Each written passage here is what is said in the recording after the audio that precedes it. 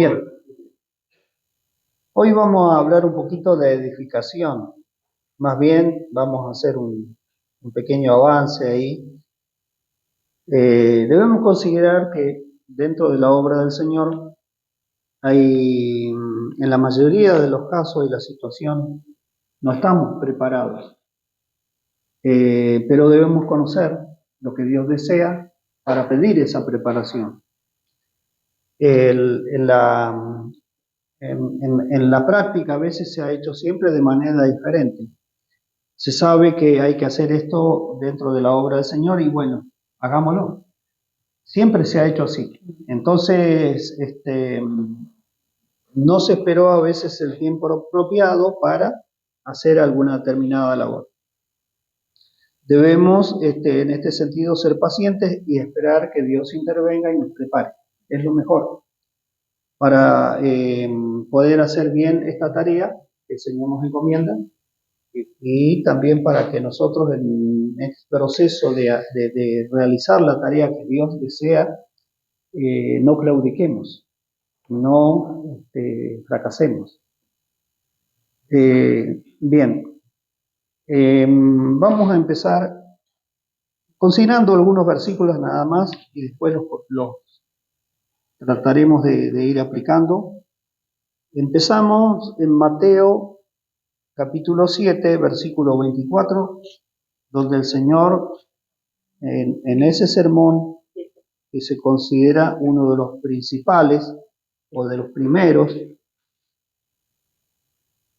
habla de edificación. Mateo 7, 24.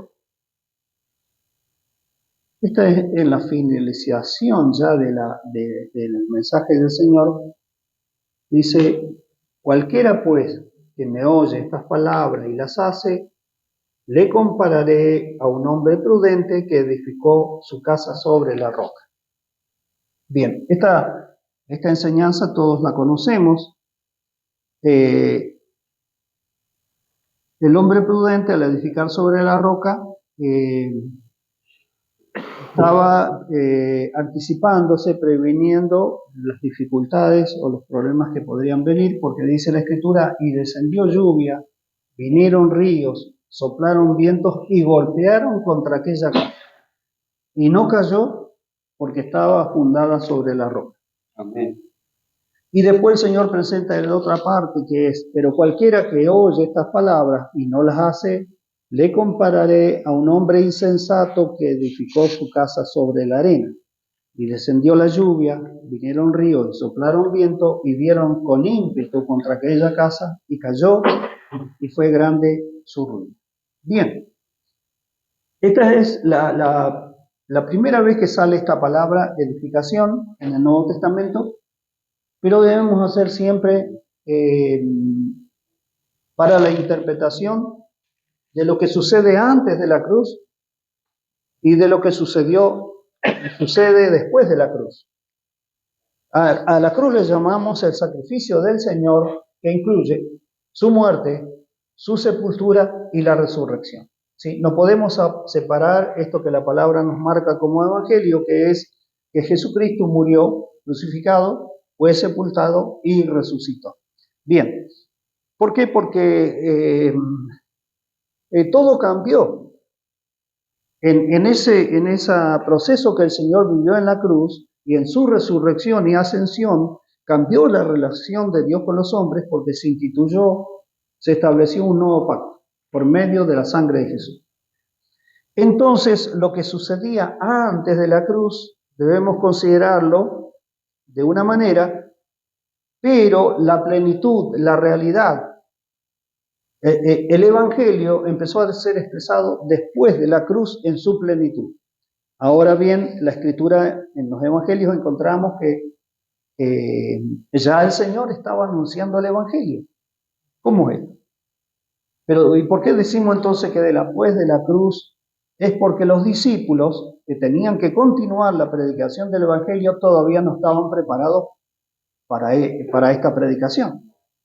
Ahora alguien puede decir: pero los discípulos ya predicaban desde antes de la cruz.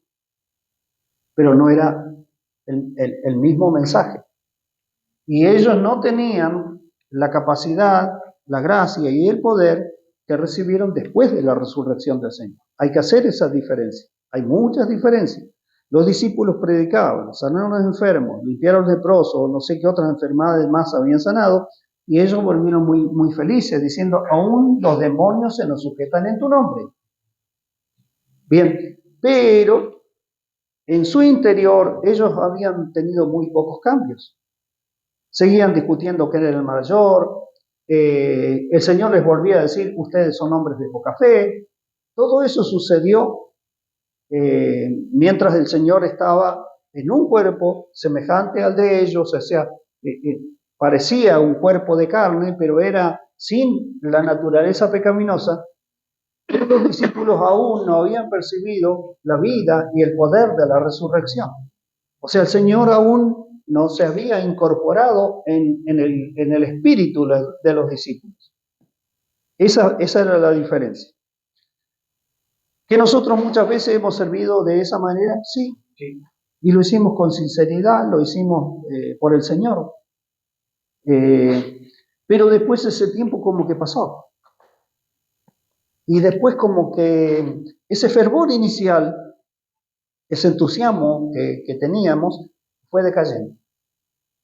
Bueno, gracias al Señor porque al experimentar nuevamente el poder de la cruz y de la resurrección, volvemos a ser levantados y ahora entendemos que necesitamos la preparación de Dios para hacer su obra. En este mensaje del Señor, Él estaba hablando de manera individual y si nosotros examinamos este mensaje es capítulo 5, 6 y 7 de Mateo. Encontramos muchas cosas que nosotros no podemos vivir por nosotros mismos. Que el Señor puso un estándar mucho más alto que el que determinaba la ley. En algún momento el Señor le dice, ustedes oyeron que fue dicho. ¿Qué oían ellos? La ley. Pero yo les digo. Y ahí el Señor establece un estándar muchísimo más alto, tanto que dice, sean perfectos como vuestro Padre Celestial es perfecto. O sea que el Señor, de una manera que todavía los discípulos no entendían, ya les estaba hablando de una relación que todavía no se había establecido plenamente. ¿Y cuál es esa relación? Claro, ¿cuál es esa relación? De padre e hijo. Exactamente. Ninguno de los discípulos entendió esto, ni los apóstoles, ni los que estaban más cercanos al Señor, absolutamente nadie. Ni María, ni ninguno de los que estaba acompañando al Señor en ese momento entendió aún esta relación que el Señor venía a establecer. Por eso Él cuando le dijo, ustedes tienen que orar así, porque los discípulos de Juan órales, y nosotros. Entonces el Señor le dijo, ustedes cuando oren, digan así, Padre nuestro que estás en los cielos. ¿Qué les estaba enseñando?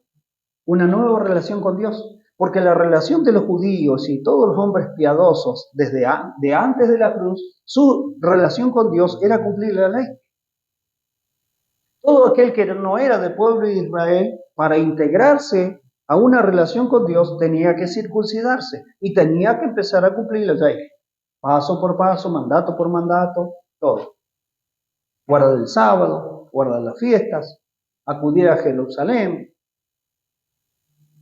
Y la palabra decía, bueno, todo varón de mayor de 20 años que era, tenía él el deber de asistir delante de la presencia de Dios y no ir con las manos vacías. O sea, tenía que llevar un sacrificio, una ofrenda. Pero ahora el Señor ya les empezó a anunciar este evangelio, pero claro, en ese momento no se entendía. ¿Saben que esto yo tampoco lo entendía? Nunca me puse a pensar que esta oración y esa relación solamente la pueden tener los hijos. Cuando dice, Padre nuestro que estás en los cielos, hágase tu voluntad, venga tu reino. ¿A dónde va a venir el reino? A los hijos que están viviendo acá. Hágase tu voluntad así como en los cielos, también aquí en la tierra. ¿Quiénes van a hacer o van a vivir esa voluntad que se vive en el cielo, acá en la tierra? Los hijos, así como el Señor la vivió. Y después, ¿qué dice? Perdónanos porque nosotros perdonamos a nuestros deudores, así como nosotros perdonamos a nuestros deudores. ¿Y cuál era el concepto de los judíos?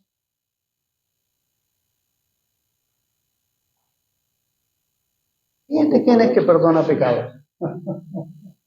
Así nos dijeron, quién es que perdona pecados? Solamente Dios puede perdonar pecados. Pero el Señor dice que nosotros podemos perdonar pecados. ¿Dice así o no dice la Escritura? Que debemos perdonar a los que nos ofenden. ¿Sí? Bueno. ¿Quién puede tener esa capacidad de perdonar pecados cuando son ofendidos? Los hijos de Dios únicamente. Aquel que no es hijo de Dios no tiene esta capacidad. Esto también sirve para que nosotros nos examinemos. ¿Puedo perdonar? Sí, puedo perdonar de corazón, porque el Espíritu me está sosteniendo y me está proveyendo la capacidad personal de perdonar, es porque soy hijo. Si no, no la voy a tener. Y si hay alguien que se dice ser y no puede, es porque de alguna manera su relación con Dios no está incluyendo una paternidad genuina de Dios para que Él tenga lo que el Padre tiene.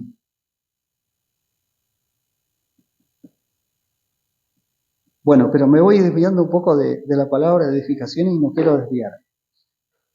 El Señor habló de edificación y habló también sobre la roca. La edificación es sobre la roca. Después encontramos en la revelación de la palabra que Jesucristo es la roca, digamos el fundamento donde hay que edificar.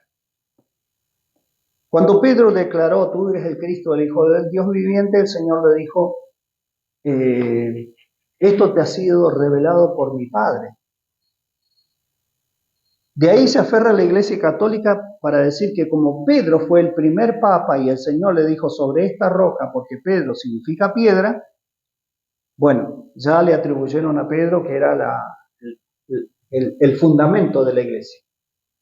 La Escritura claramente dice en el Nuevo Testamento, tanto por Pablo como también por Pedro, que el fundamento y la roca es Jesucristo. Bien, entonces,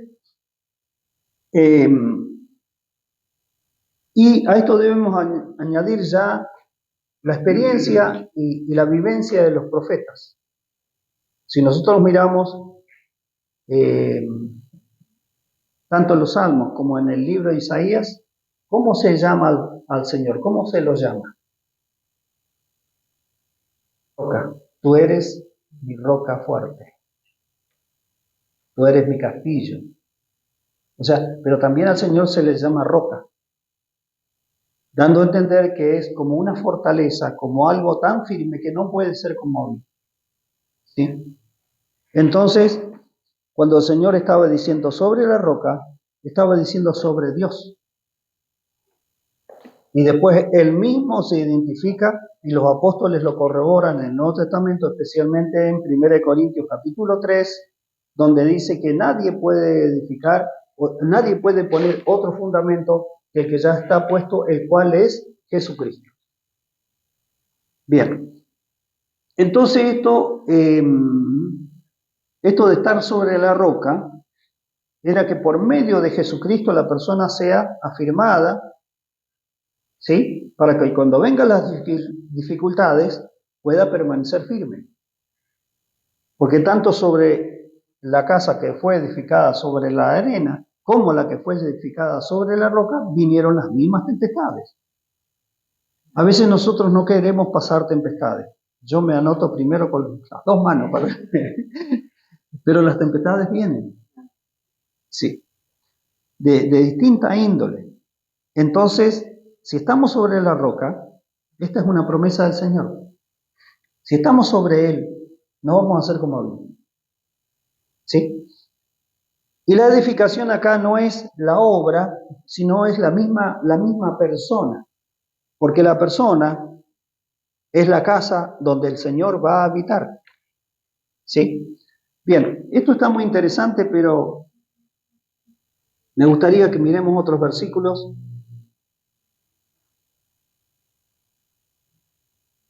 Y pasemos directamente entonces a Mateo 16. Hay otras menciones, a veces sobre edificación natural, pero pasemos a Mateo 16, donde el Señor habla de la edificación de la iglesia.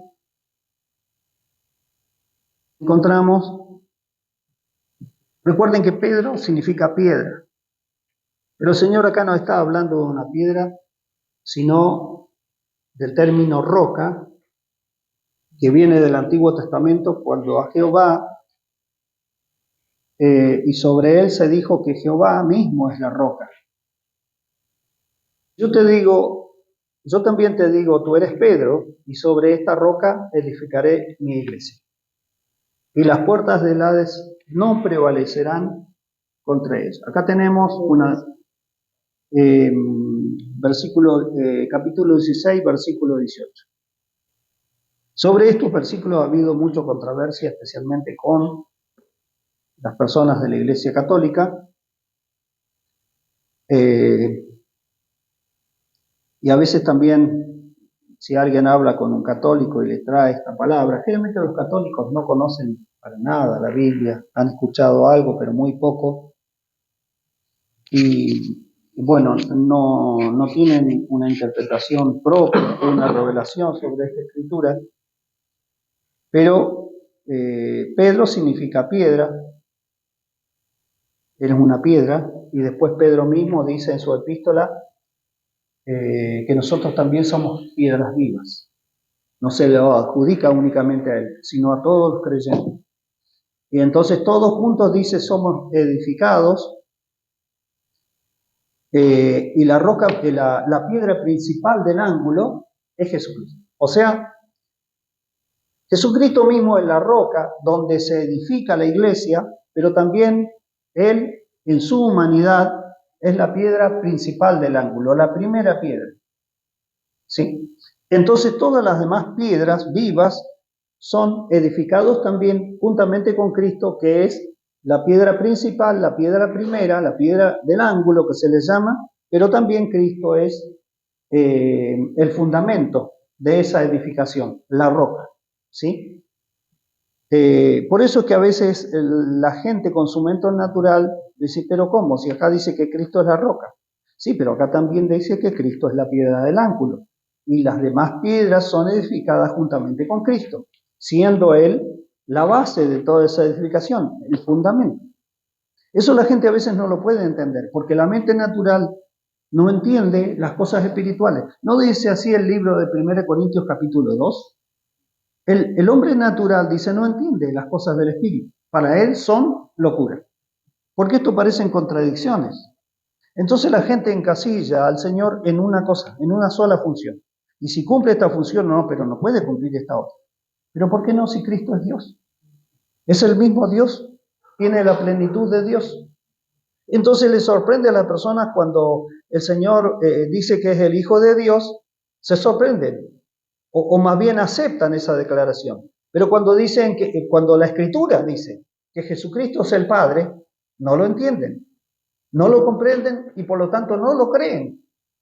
Y la Escritura dice que Cristo es el Padre. Pero como no era el Hijo, veo que estas cosas son... Ahora, hoy les hablo así porque para mí todo ese tipo de confusiones se terminó. No tengo ninguna confusión en esto. Creo firmemente que Jesucristo es el Hijo de Dios, pero que también es Dios. Es más, el Señor mismo se identifica en San Juan capítulo 14 cuando dice, pero Felipe, ¿no crees que yo soy en el Padre y el Padre en mí? Bueno, eso no es algo humano, eso es algo divino. En lo humano, nosotros somos dos personas. ¿Sí? Por más que nos amemos, nos entendamos, qué sé yo, todo lo que en un matrimonio significa una relación, pero seguimos siendo dos personas. ¿Sí? Pero el Señor dice, el Padre está en mí y yo estoy en el Padre. Eso no es humano ni es natural. Bueno, pero Dios es así. Entonces, si alguien ve a Cristo, está viendo al Padre. Por eso el profeta Isaías dice que el hijo que nos fue dado, el niño que nos es nacido, Dice, es un consejero admirable, es el Dios fuerte y es Padre eterno. Y príncipe de paz. Y hay un versículo, una vez se lo mencioné, pero no quería complicarlo todavía con esas cosas tan... hay un versículo muy claro en uno de los profetas menores que dice que Jehová envía a Jehová. Entonces Jehová, que envía a Jehová, dice, y yo habitaré en medio de vosotros. Así dice el Señor. Hay que buscarlo ahí, no me acuerdo ahora si es Zacarías, Sofonías, uno de esos profetas. Es decir, Jehová envía a Jehová. ¿Quién vino a la tierra? Bueno, nosotros leemos que es Cristo, el Hijo de Dios. Pero cuando Cristo se declaró como Hijo de Dios, ¿qué dijo el sumo sacerdote que lo estaba acusando? Ha dicho una blasfemia, ya no necesitamos más testigos. Este hombre se condenó a sí mismo porque se hizo igual a Dios, diciendo que era Hijo de Dios. Le hice una declaración a una persona, preguntándole, ¿por qué somos humanos nosotros? Porque nuestros padres eran humanos. ¿Y nosotros qué somos? Somos humanos. Pero si la Escritura dice que somos hijos de Dios, ¿qué somos entonces?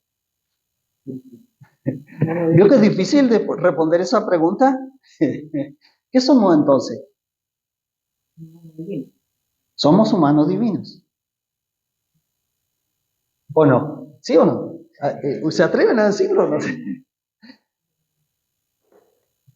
¿Vio que es difícil responder esto? Porque la teología tradicional nos ha condicionado un pensamiento.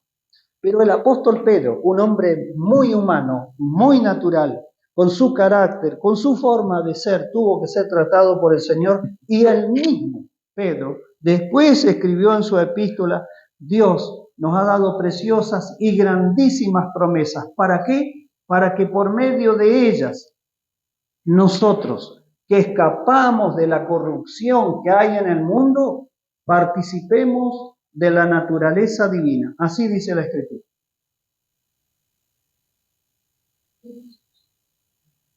¿Cómo alguien puede participar de la naturaleza divina si no tiene en sí mismo el receptor de esa naturaleza?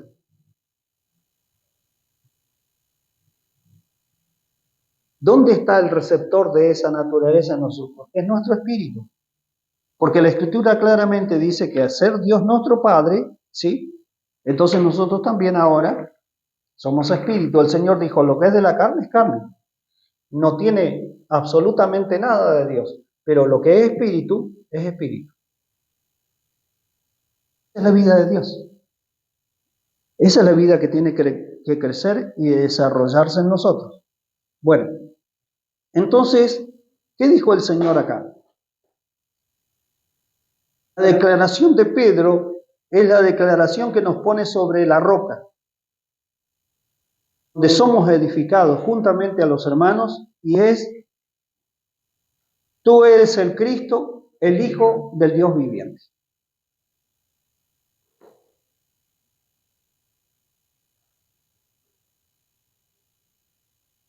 También acá tenemos algo muy precioso que también lo podemos mencionar al pasar, porque esto sí, después de la resurrección, tiene tiene ya una realidad, que es, edificaré mi iglesia. ¿Sí? El Señor edifica su iglesia. Y las puertas del Hades no prevalecerán contra ella. Es decir, no tienen ningún poder contra la iglesia. ¿Por qué? Porque la iglesia está siendo edificada por Cristo. Cuando la iglesia es edificada con Cristo, las puertas del Hades no tienen ningún poder contra la iglesia. No pueden prevalecer contra la iglesia. ¿Por qué la iglesia, por qué el Hades o Satanás pueden prevalecer a veces contra la iglesia? Porque no está edificada por Cristo o de Cristo. Los hermanos que han estudiado estos temas han llegado a una conclusión, de que ese matrimonio original entre Eva y Adán y Eva, es simplemente una figura de lo que Dios iba a hacer en Cristo y su iglesia. Que Eva fue tomada de Adán. Dios no tomó del barro, Dios no tomó de ningún otro ser ni objeto creado. Tomó de Adán, y la escritura en el original dice que Dios le edificó una mujer a Adán, ¿sí? Para que sea su ayuda idónea, su plenitud, podríamos decir también. La plenitud de Adán estaba en Eva. Cuando Adán no tenía a Eva, Dios dio que Adán estaba solo. Siendo pleno todavía él como hombre, le faltaba la plenitud. Su complemento, su plenitud fue Eva. Por eso que la Escritura en el Nuevo Testamento dice que la iglesia es la plenitud de Cristo. Pero ¿cómo? ¿Cristo no es suficiente? ¿No está pleno Cristo? Estas son preguntas que a veces pueden hacerse y, ¿cómo decir? Pero Cristo está pleno. ¿Pero por qué dice que la iglesia es su plenitud? Porque Él determinó que esto sea así. Que Él, que nos amó de la antigüedad, y en Dios hay una característica que es su gracia, que sorprende. ¿Por qué? Porque cuando Dios llama al pueblo de Israel, Él quería un pueblo para Él.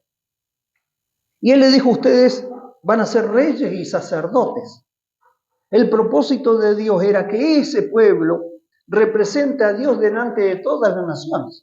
¿Pero qué dijo Israel? No, nosotros no queremos subir al monte, no queremos saber nada. Que Dios hable contigo y después venirnos a comunicar la palabra de Dios.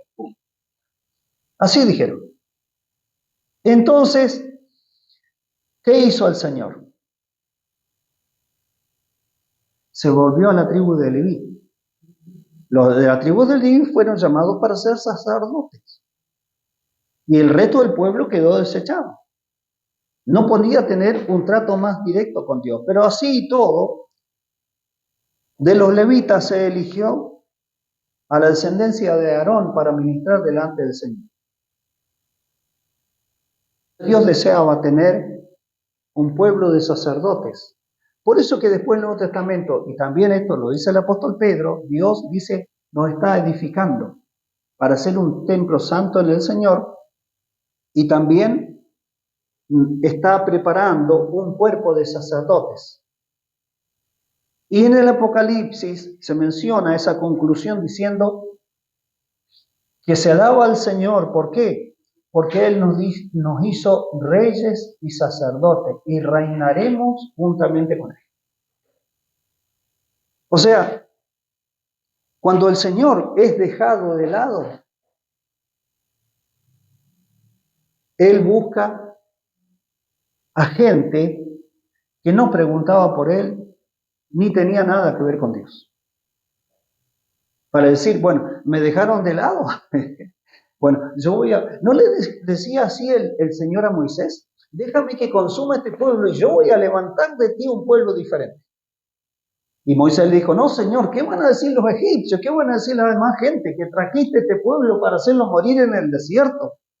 Y ahí intercedía Moisés delante del Señor y bueno, el Señor los perdonaba. Ahora, en Cristo, Dios determinó llamar no a los mejores. ¿Para qué? Para mostrar su gloria, para mostrar su gracia, para mostrar lo que Él es. Entonces, en cada llamado que Dios hace, y especialmente cuando es rechazado, dice la Escritura, a lo suyo vino y los suyos no le recibieron. Pero a todos los que le recibieron, Dios les dio la potestad de ser hechos hijos de Dios. Estos habían sido llamados por causa de Abraham, de Isaac y de Jacob. Pero desecharon a Dios, lo dejaron de lado. Entonces, ¿qué hace el Señor? Se vuelve a buscar un pueblo para que sean hijos. No es que desecha a Israel, porque dice Pablo, nos dejó un remanente. Es decir, un resto siempre se está volviendo al Señor del pueblo de los judíos. Pero el resto de la nación se olvidó de Dios, lo dejó de lado. Hoy hay un gran porcentaje entre el pueblo natural de Israel, o sea, natural en el sentido que no son hijos de Abraham por medio de la fe, de muchos ateos y de agnósticos. No creen en Dios. Son políticos, son gente industriosa, son gente científica, son gente muy inteligente, muy esforzado, tienen muchas cualidades, pero no son hijos. Y Dios nos llamó como hijos a nosotros mismos. Sí, Dios nos llamó para ser parte de esta iglesia que Él está edificando. Bien, entonces, vamos a pasar al siguiente texto, ¿sí? ¿Dónde vamos? A ver, ahí también en Mateo hay otra mención de edificación cuando el Señor hace una comparación. Vamos a mencionarlo porque no me acuerdo ahora si el versículo está en Marcos o en Lucas, que son los otros evangelios, donde algunas cosas Mateo no las menciona, pero las menciona a Marcos o lo menciona a Lucas, que es la parábola de un hombre que empezó a edificar una torre.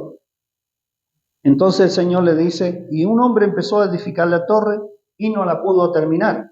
Entonces fue la burla de los demás, diciendo, este hombre empezó a edificar y no pudo terminar.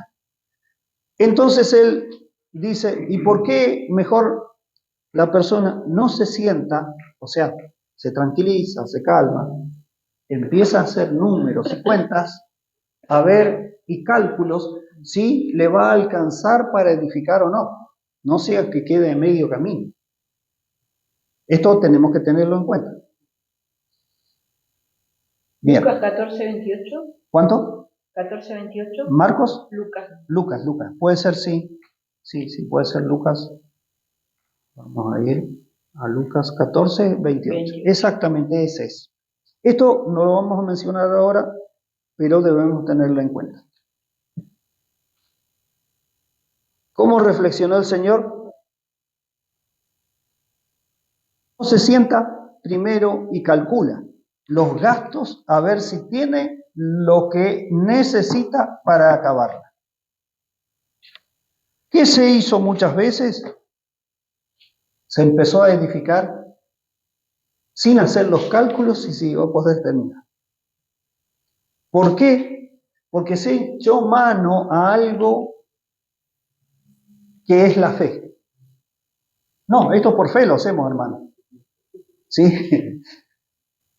Pero lo que no es por la fe. Por la fe es lo que Dios ha determinado. Y por la fe debemos esperar que Dios nos capacite primero para hacer algo, si no, no lo vamos a lograr.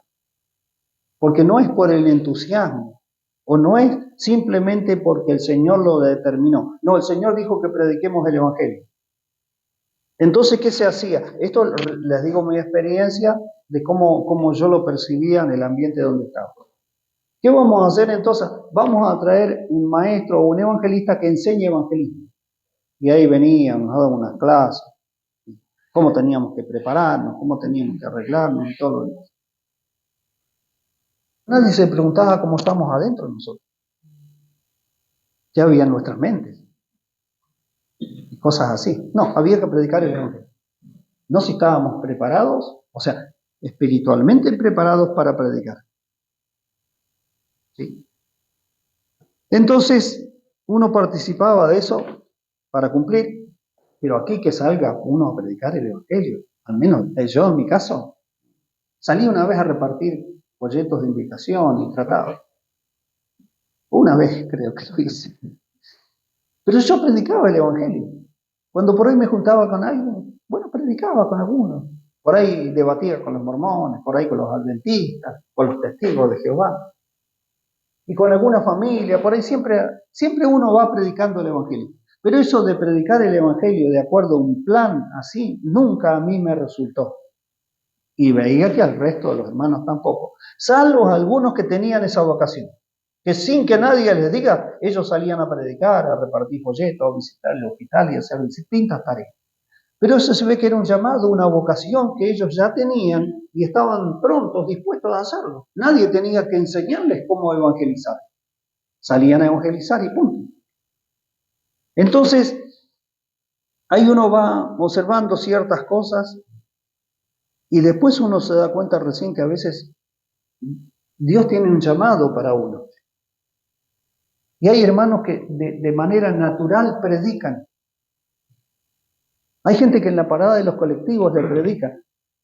Claro, y esa gente cuando venía acá nos dejaba muy chiquititos a nosotros decir, pero ustedes no predican, no sé. Nosotros vamos allá a Buenos Aires, nos decían los que venían de allá, no vamos a las plazas, iban no sé, a los lugares, sí, predicar el evangelio, si tienen banda, llevaban su banda, hacían distintas cosas. Acá nosotros no salíamos a ningún lado. No, yo al menos, yo no tenía esa vocación, no quería salir. Bueno, pero, a ver, por eso es que hay que interpretar estos pasajes para ver que necesitamos una preparación, necesitamos lo necesario para hacer la tarea, pero esta preparación y lo que necesitamos para hacer la tarea no viene del mero estudio o de que se incentive a hacer algo, sino de la preparación que el Señor que edifica tiene que hacer en nosotros. Si no, no resulta. Si no, esa misma persona que a veces predicaba y hacía esto y hacía el otro, después termina haciendo algo que es un escándalo o un mal testimonio. Hubo el caso de una persona, yo quiero ir allá, yo sé que el Señor a mí me está mandando, que vaya, qué sé yo. Y bueno, agarrá y le dieron una carta de recomendación para que vaya a ese lugar, a otra localidad. Se fue allá el hermano. No sé qué habrá pasado ya, pero al tiempo volvió. Parece que hubo un paisano que lo anduvo acuchillando por ahí porque parece que le andaba enganchando la china al otro paisano. El otro paisano creía que era de él y no sé cómo fue el asunto, pero salió disparando de allá donde estaba y se vino el evangelista.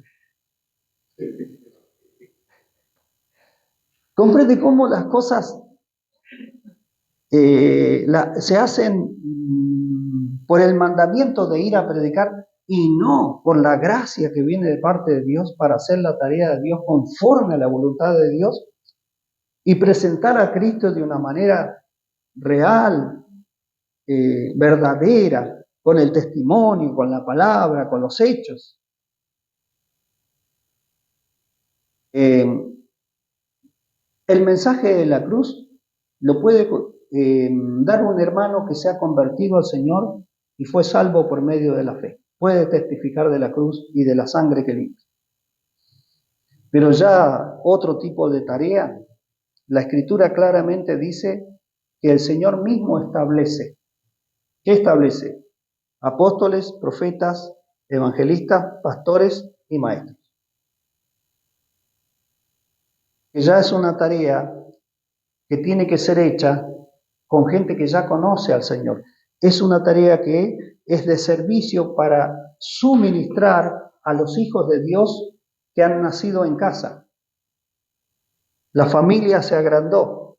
Un evangelista puede hacer que la familia se grande porque él siembra la palabra, entonces esa palabra produce hijos. Pero los hijos ya empiezan a necesitar entonces que haya muchos servidores en casa para que alimenten, para que ayuden, para que sostengan, para que guíen, ¿sí? Por eso es que el Señor también en una ocasión, Él dijo que para que los servidores estén siempre atentos y haya alimento en casa. Es decir, los apóstoles, los profetas, los pastores y los maestros tienen que estar atentos a todos los hijos que necesitan el servicio y suministrarles el alimento a su tiempo. Ese alimento tiene que ser Cristo. Porque si dentro de lo natural tenemos muchísimos nutrientes que el cuerpo natural necesita, una alimentación balanceada, Cristo tiene toda la nutrición balanceada que nosotros necesitamos para nuestro crecimiento, únicamente. Porque así como fue edificada Eva para Adán, del mismo Adán, también la iglesia es edificada para Cristo, con Cristo, únicamente. Por eso la palabra nos habla del suministro del Espíritu. En el suministro del Espíritu viene toda la nutrición, toda la gracia, todo el poder, toda la vida que necesitamos. Entonces, esto va a significar, al llegar al tiempo de la edificación, esta parábola del hombre que empezó a edificar y no pudo terminar. Por eso Pablo dice en una ocasión, muchos predican a Cristo de buena voluntad, pero hay otros que predican a Cristo por contención, para añadir, dice, dolores en mis prisiones, como diciendo, mirá lo que estamos haciendo nosotros y vos estás preso. Y vos decís que sos un apóstol y estás preso. Vio que al hombre natural no le cierra eso, que Dios haya permitido que Pablo esté preso. ¿Por qué estuvo preso Pablo?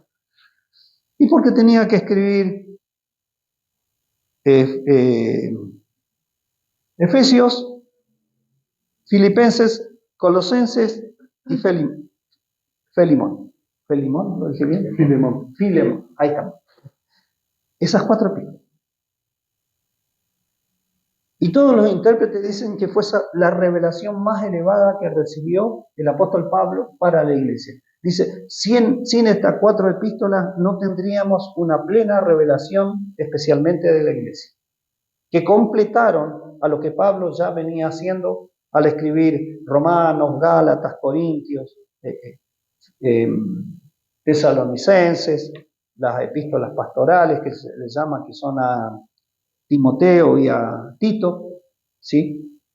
Entonces, ahí viene todo lo necesario para crecer en vida y después entonces ejercer todas las cualidades, dones o llamamientos que por esa vida Dios ya nos preparó para nosotros. Yo entiendo que con la vida que Dios nos ha dado ya tenemos en nosotros mismos, en el Espíritu, todo lo que nosotros vamos a hacer en Dios. Pero tenemos que esperar el tiempo del crecimiento, tal como lo esperó el Señor. O sea, ese proceso de desarrollo que no tiene nada que ver con el tiempo natural, que en el Señor fueron 30 años, pero que Él tuvo que vivir esos 30 años antes de ir al ministerio. Bien, pero a medida que nosotros crecemos como hijos de Dios, también Dios va poniendo delante de nosotros digamos así, las buenas obras para que participemos en eso. A medida que crecemos, vamos conociendo esas buenas obras. Eso es que este pasaje lo vamos a tener en cuenta más adelante cuando estemos hablando ya de la edificación. ¿Dónde nos quedamos? En Mateo estábamos 16 y vamos a pasar al siguiente. Mateo. Otro pasaje que vamos a tener en cuenta es, esto está en 2 partes, ¿sí? En 2 evangelios. Tenemos una parte que es Mateo 27:40. Perdón, 26:61. Vamos a mirar esa primera.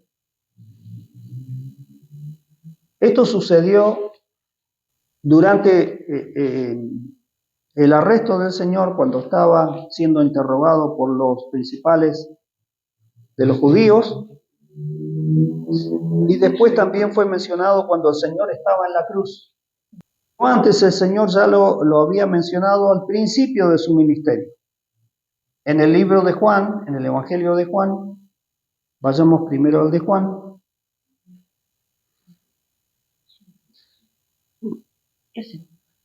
Vayamos primero al de Juan, porque el de Juan que está después es anterior al que está en Mateo. O sea, el libro de Mateo está primero, pero el libro de Juan viene después. Pero este suceso está primero y el del libro de Mateo está después, porque este fue al principio del ministerio del Señor, y el de Mateo fue al final cuando él ya estaba en la cruz. San Juan. Sí. 2. A ver, ya les digo. A ver si me ayudan a buscarlo. No, acá ya lo encontré.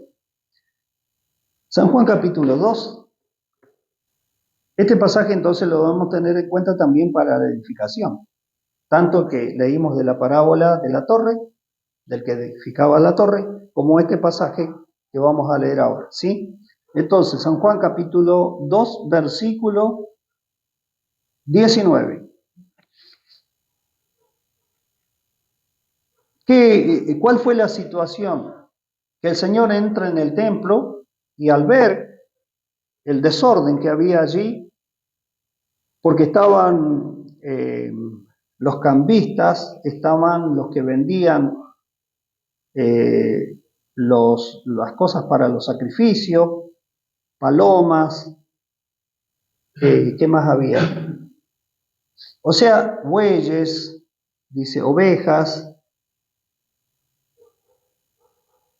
Eso estaba todo dentro del recinto del templo, no en el lugar santo en sí mismo, pero sí en el recinto del templo.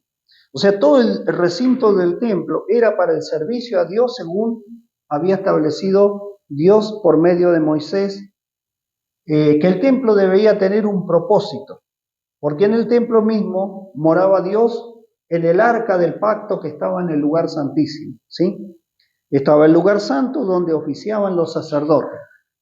Al lugar santísimo entraba el sumo sacerdote una vez al año a ofrecer la sangre de un cordero, ¿sí? Ahora en el atrio se reunía el pueblo, pero también pertenecía al templo. ¿Qué encontró el Señor allí? Entonces encontró vacas, bueyes, ovejas, palomas, de todo, y a los cambistas. Ya mencionamos lo que eran los cambistas. ¿Dónde estaba la trampita? La moneda. Porque no podían usar en el templo moneda romana. ¿Cómo iban a usar la moneda de los romanos? Entonces tenían su propia moneda. Vamos a mencionar. La moneda romana era los dólares, por ejemplo. Pero la moneda eran los pesos santos. Entonces uno no podía pagar con dólares. No podía comprar una oveja y bueno, la voy y la sacrifico delante para el Señor. No, tenía que cambiar sus pesos, sus dólares romanos, digamos, la moneda romana, por los pesos santos del templo. Ahí ya el cambista tenía una porción. Y después, ¿dónde tenía que ir a comprar? A los que estaban ahí adentro vendiendo. No vayas a ir a comprar afuera. Porque capaz afuera conseguía el cordero a mitad de precio. Pero ¿cuál es el problema? Que el cordero que traía de fuera tenían que examinarlo los sacerdotes. ¿Y qué pasaba? Decía, mirá, no, este no te va a servir. Aparte de la larga distancia, porque ellos venían de lejos con el animal. Claro. También ese era otro tema. Sí, tenían que traerle al cordero hasta el templo. Y si encima el sacerdote decía, no, mirá, ¿sabés qué? Acá le encontré, dice, una cosita, tiene una pelotita acá. No, este cordero no está apto para el sacrificio. Tiene que ser lo mejor, no tiene que tener ningún defecto. Así era la cosa. Entonces, él tenía que comprar el cordero ahí con los pesos santos, no con el dinero que traía de la ciudad donde él venía. No le servía. Entonces, cuando el Señor ve todo eso, dice que se hizo un azote de cuerdas y empezó a expulsarlo. Sí, ¿tenía razón el Señor? Claro que tenía razón. Entonces, ¿qué pasó? Dice, la explicación del Señor, una es lo que estaba escrito ya en los profetas, el celo de tu casa me consume. ¿Quién cumplió esa palabra del Antiguo Testamento, esa palabra profética? ¿Quién se había levantado antes que el Señor con celo por el templo de Dios para que cumpla la función para la cual había sido edificado? Nadie. Incluso en ese templo, en los comienzos de ese templo, uno que invadió la tierra de Judá, sacrificó un cerdo en ese templo. Tal Antíoco Epifanes, un rey de esos tiempos, enemigo de los judíos. Entonces, ahora el Señor, cuando ve esto, que tampoco estaba de acuerdo a lo que Dios había terminado, hace una limpieza. ¿Por qué? Porque dice, el celo de tu casa me consume. Entonces los judíos, que solamente veían lo natural, le preguntaron y le dijeron, ¿qué señal haces? ¿Qué nos muestra? Ya que también haces esto. Diciéndole, ¿quién sos vos? ¿Con qué autoridad? ¿Por qué estás haciendo esto? Cambiándole todo el sistema que habían hecho ellos. Y el Señor les dice, escuchen esto. Jesús les dijo, destruid este templo y en 3 días lo levantaré. Ahí viene la respuesta natural de los judíos. En 46 años fue edificado este templo y tú en 3 días lo levantarás. Mas él hablaba del templo de su cuerpo. Por lo tanto, cuando resucitó de entre los muertos sus discípulos, se acordaron que había dicho esto y creyeron la escritura y la palabra que Jesús había dicho. Porque ahora el templo de Dios, la habitación de Dios, ya no iba a ser más un edificio hecho de manos. Y vamos a ir terminando ya con esto, ya se nos va la hora. Porque ahora había un templo nuevo. Todavía no estaba en ese momento. Por eso el Señor dijo, bueno, derriben este templo y en 3 días va a estar terminado. Estaba hablando de su muerte y su resurrección. Cuando Él resucitó, ¿sí?, Él dijo, vendremos el Padre y yo y haremos morada. ¿En dónde iba a ser morada? En sus discípulos. En ese momento los discípulos que estaban sobre la tierra. Vendremos el Padre y yo y haremos morada. Entonces, mire qué importante que es esto, que ahora el templo que se edifica, o más bien podríamos decir que se está ampliando, es Cristo mismo ensanchándose y ampliándose a través de la iglesia. Mire qué importante que esto. Por eso la iglesia también es considerada, así como Cristo es el misterio de Dios, la iglesia es el misterio de Cristo. Porque no es una organización, es un organismo del cual Cristo es el que lo nutre. ¿No dice el libro de Colosenses que todos nosotros aferrados, asidos, como dice ahí, agarrados a la cabeza, recibimos la nutrición que viene de esa misma cabeza que es Cristo para ir creciendo, para ir desarrollándonos? Por eso el libro de Efesios dice que nosotros crecemos hacia la cabeza, hacia Cristo. Bien, entonces Él hablaba del templo de su cuerpo, pero también cuando Él se levanta de la resurrección, dice la Escritura que en la resurrección nosotros fuimos también levantados con Cristo y todavía nosotros ni habíamos nacido. ¿Sí? Ya fuimos incluidos en Cristo, por eso que Pedro dice después que somos edificados como un templo santo para el Señor. Y Pablo dice también lo mismo, que somos edificados, ¿sí?, para morada de Dios en el Espíritu. Bien, entonces vamos a pasar ya. Viene a ser como en Génesis cuando el Señor formó a Adán. Sí. Sacó del seno de Adán, sacó a Eva. Sacó una parte de Adán, que en la Escritura Reina Valera se tradujo costilla. Porque es bueno, pero viene y ahí se formó la claro. Eva. Sí. Viene a ser como que nosotros, o sea, de Cristo, una parte de Cristo vino a la iglesia, se formó la iglesia. Sí, sí, de Cristo mismo se forma la iglesia. Por eso el ejemplo de Adán y de Eva.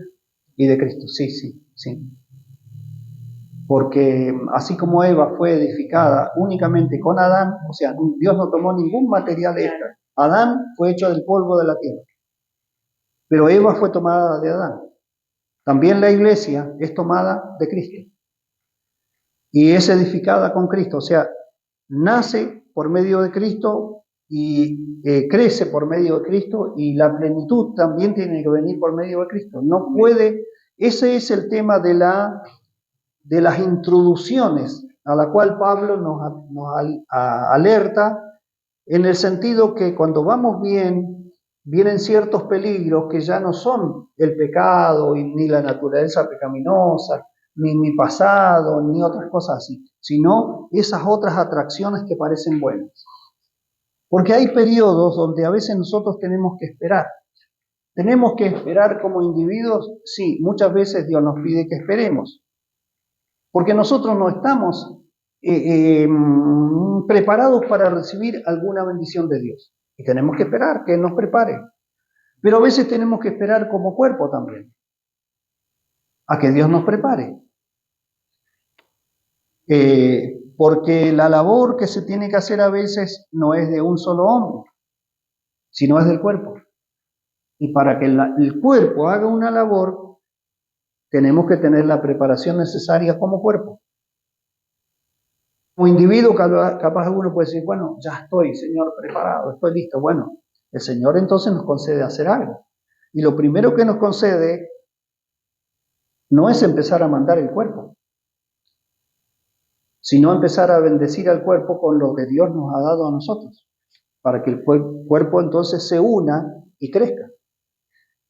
Eso está muy explicado allí en el libro de Corintios y en otros pasajes. Por eso es que estamos haciendo una aproximación a la edificación, porque todavía no estamos edificando como cuerpo. Estamos ayudando al crecimiento por medio de la vida que Dios nos ha dado. Sí, eso tenemos que hacerlo todos los días. En las circunstancias nos vamos aprendiendo a soportar, perdonar, expresar la paciencia, la misericordia, y también del otro lado igual. Nos vamos edificando. Cada tanto yo le hablo una palabra de edificación, pero Ana también ahora me la está respondiendo.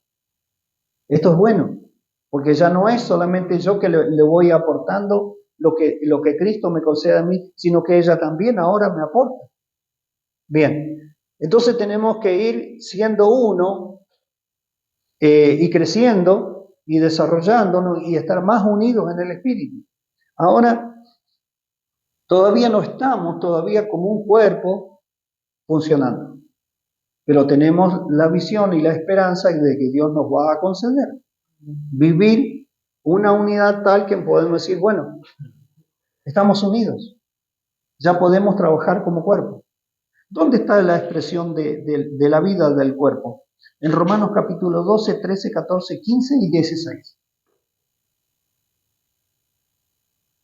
Que se empieza el capítulo 12 diciendo, presenten sus cuerpos delante de Dios como sacrificio vivo.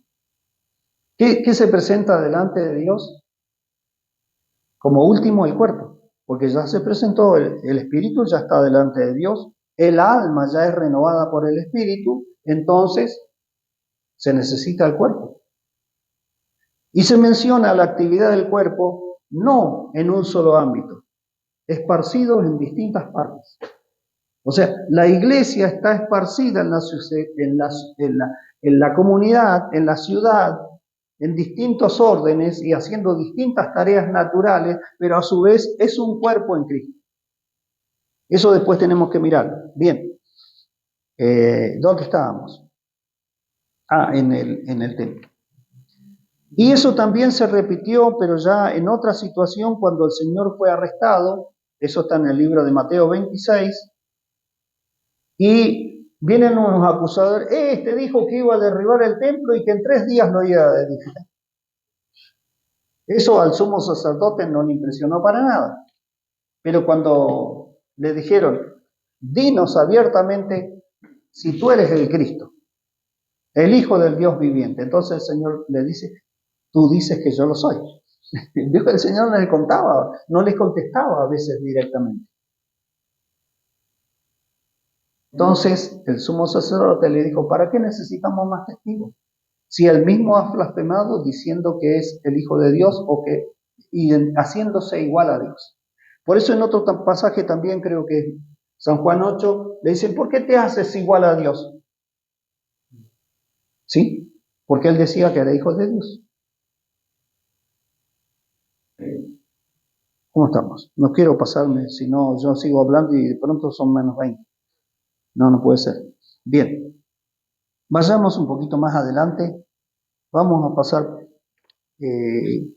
así por el otro evangelio. Vamos a ir rápidamente a la primera palabra de edificación que está entonces en las epístolas.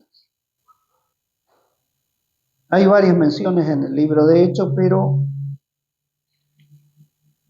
está también ahí en el libro de Hechos que él es la cabeza del ángulo, la piedra principal del ángulo. Está mencionado también que el Señor no habita en templos hechos de manos de hombre. No está el Señor en el templo principal, no está en la catedral, no está en la basílica de San Pedro, no. El Señor está en sus hijos. Donde hay un hijo de Dios, allí está Dios. Y donde hay 2 o 3 reunidos en nombre del Señor, ahí está el Señor en medio. ¿Sí? Esa es la realidad espiritual que el Señor nos muestra. Menciono simplemente así algo al pasar cuando dice, por ejemplo, entonces las iglesias tenían paz por toda Judea, Galilea y Samaria, y eran edificadas andando en el temor del Señor y se acrecentaban fortalecidas por el Espíritu Santo. Eran edificadas, ¿sí? O sea, se estaban desarrollando. Esto edificada significa no solamente que pueden haber crecido en número, sino que ese número que ya estaba iba siendo edificado. Eso significa que iban creciendo, que Cristo se iba incorporando en ellos y se vivía lo que Pablo le dice a las iglesias de Galacia. Yo estoy, dice, con dolores de parto porque Cristo tiene que ser formado en ustedes. La edificación da a entender que las iglesias estaban creciendo en Cristo, o Cristo estaba creciendo en ellas. ¿Sí? Bien. Fortalecidas por el Espíritu Santo. Basemos entonces el libro de Corintios en el capítulo 3. Vamos a concluir. 1 Corintios capítulo 3. Desde el versículo 11 empezamos, donde dice, recuerden que por causa de la condición de la iglesia de Corinto y conociendo el crecimiento de ellos, o el poco crecimiento que tenían, no les estaba hablando como a la iglesia de Éfeso o a la iglesia de Colosas. Le estaba hablando como niños. Recuerden que en el capítulo 3 dice, o 2 era, o 3. Yo no les puedo hablar como espirituales, porque son niños nepios sárquicos, es decir, niños carnales. ¿Qué significa eso? Que estaban viviendo con la mentalidad de hombres naturales y no como hombres del espíritu. Entonces no discernían las cosas. Y cuando Pablo les habla acá, todavía está hablando del crecimiento individual y no todavía de la edificación y del crecimiento en unidad de cuerpo. Esa es una de las diferencias. Por eso dice, nadie puede poner otro fundamento que el que está puesto, el cual es Cristo. Reafirma nuevamente que hay un único fundamento establecido por Dios y este es Jesucristo. Y si sobre este fundamento alguno edificare oro, plata, piedras preciosas, madera, heno, hojarasca, la obra de cada uno se hará manifiesta, porque el día la declarará, pues por el fuego será revelada. Y la obra de cada uno, cual sea, el fuego la probará. Y si permaneciese la obra de alguno que sobre edificó, recibirá recompensa. Y si la obra de alguno se quemare, él sufrirá pérdida, si bien él mismo será salvo, aunque así como por fuego. Bien, acá se habla también de edificación y se le llama sobreedificación. O sea, ya hay un fundamento que es la base, ese fundamento es Cristo, pero sobre ese fundamento, acá es, recuerden, es edificación personal todavía, hay que edificar. Esto lo podemos comparar con Mateo 7, donde se habla de edificar sobre la roca y no sobre la arena. Bien, acá se menciona una diferencia, materiales buenos y materiales perecederos. Si la prueba es por medio del fuego, está muy bien la comparación porque cuando pasa el fuego no queda madera, no queda heno, ni queda hojarasca, ¿sí? Pero se habla también de buen material, que es el oro, la plata y las piedras preciosas que van a resistir el fuego de la prueba. Porque el fuego de la prueba va a venir sobre las dos edificaciones, pero una permanece y la otra no. Entonces el que pierde, que se le quema toda su obra, sigue siendo salvo, podríamos decir, pero no va a tener ninguna recompensa. No hay nada, se quemó todo lo que hizo, porque no eran buenos materiales. ¿Qué podremos decir? Son materiales humanos. Estos materiales, cuando se mencionan como oro, plata y piedras preciosas, son materiales que vienen de Dios. Ni individualmente, ni colectivamente debemos usar materiales perecederos. Yo creo que a muchos ya nos ha pasado esto, que todo lo que habíamos edificado, de pronto vino la prueba y quemó toda nuestra edificación. Muchas veces lo conté, no lo voy a contar de vuelta, más ahora que se pasó ya el tiempo. Tal vez en la próxima vez lo vuelva a decir, pero sí, edifiqué con mal material, me vino la prueba y no me quedó nada. Pero ahora estoy pidiendo de Dios estos buenos tesoros. Por eso es que la palabra de Dios nos habla de riquezas. ¿Y qué se necesita para edificar? Riquezas. La preparación de Dios. Claro, porque las riquezas y la preparación vienen de Dios. Pero para edificar se necesitan riquezas. Quedémonos, por favor, con este concepto, porque si no hay plata, no se puede edificar en lo natural. Si no tenemos las riquezas de Dios, nadie puede edificar. Porque lo que va a edificar va a ser heno, madera y hojarascas.